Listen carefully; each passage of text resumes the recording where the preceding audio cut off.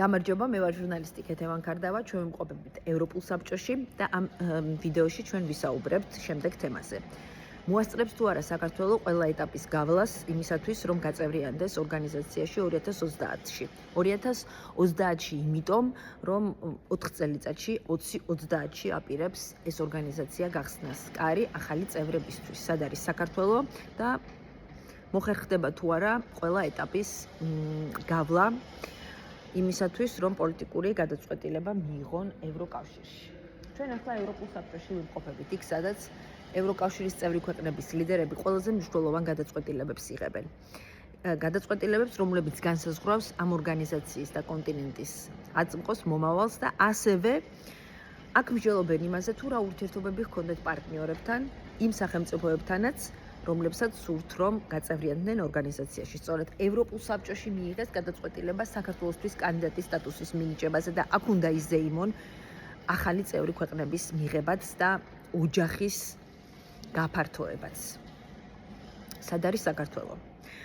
საქართველოსთან მიმართებაში ევროკავშირს პოლიტიკური დიალოგი გაწყვეტილი აქვს, გაყინულია ეგრეთ წოდებული პოლიტიკური დაუნგრეიდია გაკეთებული ურთიერთობებში, რაც გულისხმობს იმას, რომ არანაირი მაღალი დონის ვიზიტი არ განხორციელებულა მას შემდეგ, რაც ეს გადაწყვეტილება მიიღეს თბილისიდან ბრიუსელში და ბრიუსელიდან თბილისში. აქ არ ჩამოსულა არც პრეზიდენტი, არც პრემიერ-მინისტრი, არც საგარეო საქმეთა მინისტრი, არც პარლამენტის თავმჯდომარე და არ უსაუბრია პარტნიორებთან, ან ევროპული საბჭოს პრეზიდენტთან, ან ევროკომისიის პრეზიდენტთან, არც ევროკავშირის უმაღლეს წარმომადგენელთან გაფართოების საკითხებში ევროკომისართან, არავისთან პოლიტიკური დიალოგი არის გაჩერებული. ასევე ევროკავშირში ამბობენ, რომ შეჩერებულია ყველანაირი ფინანსური დახმარება, რაც იყო განკუთვნილი საქართველოს ხელისუფლებისთვის, მთავრობისთვის, ბიუჯეტის გასაძლიერებლად და კიდევ ძალიან ბევრი პროგრამა გააჩერეს ევროკავშირიდან და ამას ასე განმარტავენ, რომ ეს არის პასუხი იმ ნაბიჯებზე, რასაც დგამს საქართველოს ხელისუფლება, რომელიც არ აახლოვებს ქვეყანას ევროკავშირს, მიდის მოსახლეობის უმრავლესობის სურვილის საწინააღმდეგოდ, ვინაიდან მოსახლეობის უმრავლესობა სურს, რომ ქვეყანა გაწევრიანდეს ევროკავშირში და არა თუ აახლოვებს, არამედ დისტანცირება ხდება ამ ორგანიზაციასთან. ამის საპასუხოდ ევროკავშირში მიაჩნიათ, რომ მათ უნდა გადადგან ნაბიჯები, რაც იქნება პასუხი ამ ქმედებებზე. ევროინტეგრაციის პროცესი შეჩერებულია. პარალელურად საქართველოს არ ითხოვს მოლაპარაკებების გახსნას 2028 წლამდე. ყველა ეტაპი კი გასავლელი აქვს ქვეყანას კანდიდატის სტატუსის შემდეგ, რაც არის საჭირო. კანდიდატის სტატუსი დღის მდგომარეობით, როგორც ევროკომისარმა გაფართოების საკითხებში კოსმა განაცხადა, არა ერთხელ და არა მარტო მას აქვს ეს განცხადება გაკეთებული, არამედ სხვა პოლიტიკოსებსაც, საქართველოს აქვს კანდიდატის სტატუსი, ის რაც ჩვენ ყველამ ერთად აქ ვიზეიმეთ და თქვენ საქართველოში, მხოლოდ ფურცელზე, ანუ მისი მნიშვნელობა ნომინალურია.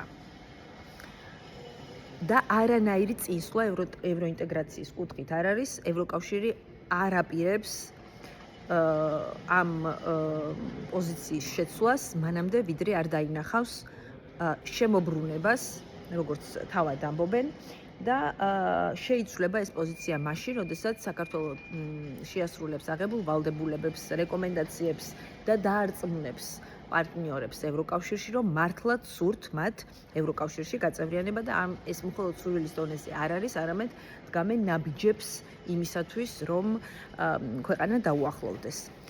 ამაში დარწმუნებულები არ არიან ევროკავშირის წევრი ქვეყნები და ამასთან ერთად ევროკავშირისთან მოლაპარაკებების გახსნას არ ითხოვს საქართველოს ხელისუფლება 2028 წლამდე. ეს განცხადებაც ყველას გვახსოვს. ეტაპები კი გასავლელია. კანდიდატის სტატუსის მოსდევს მოლაპარაკებები. მოლაპარაკებები არის მრავალწლიანი, შედგება 35 თავისგან და 6 კლასტერისგან და ყველა ეტაპი არის ჩასახური, დადებითი რეკომენდაცია მისაღები და მხოლოდ ამის შემდეგ საქართველოს შეიძლება გამოცხადდეს ისევე როგორც ნებისმიერი ქვეყანა მზად ევროკავშირში გასაწევრიანებლად. ამას დავუმატოთ შემდეგ პარლამენტის თანხმობა, ყველა წევრი ქვეყნის თანხმობა, ევროპულ საბჭოში რატიფიკაცია და ასე შემდეგ. ეს პროცედურები და ეს ნაბიჯები აქვს გავლილი ყველა იმ სახელმწიფოს, რომელსაც ახლა ქვია ევროკავშირის წევრი ქვეყანა.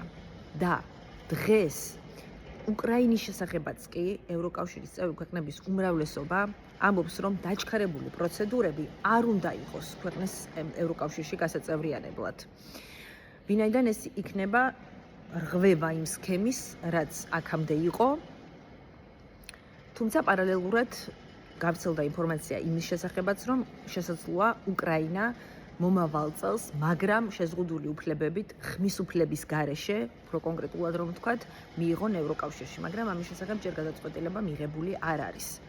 ანუ 2028 წელს 2028 წლამდე არ ითხოვს საქართველოს ხელისუფლება მოლაპარაკებების გახსნას.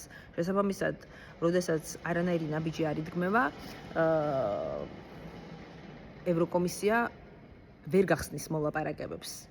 ეს არის პროცესი, რომელიც მიდის ერთდროულად, ანუ დამსახურებაზეა დაფუძნებული, გაატარებ რეფორმას, წაიწევ წინ ევროინტეგრაციის გზაზე. 2028-დან 2030 წლამდე 2 წელი რჩება. 2 წელი იქნება საკმარისი იმისთვის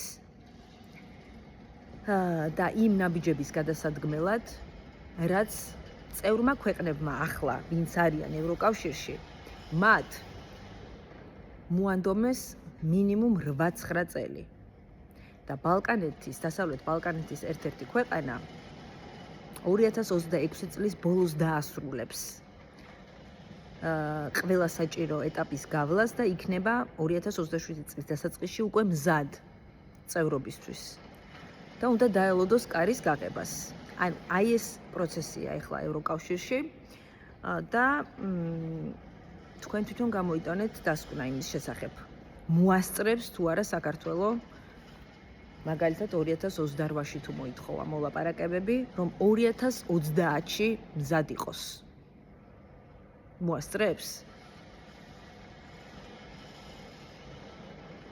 ეს იყო ამ ვიდეოს შინაარსი. შევხვდებით ძალიან მალე შემდეგ ვიდეოში. დიდი მადლობა ყურადღებისთვის, ნახვამდის.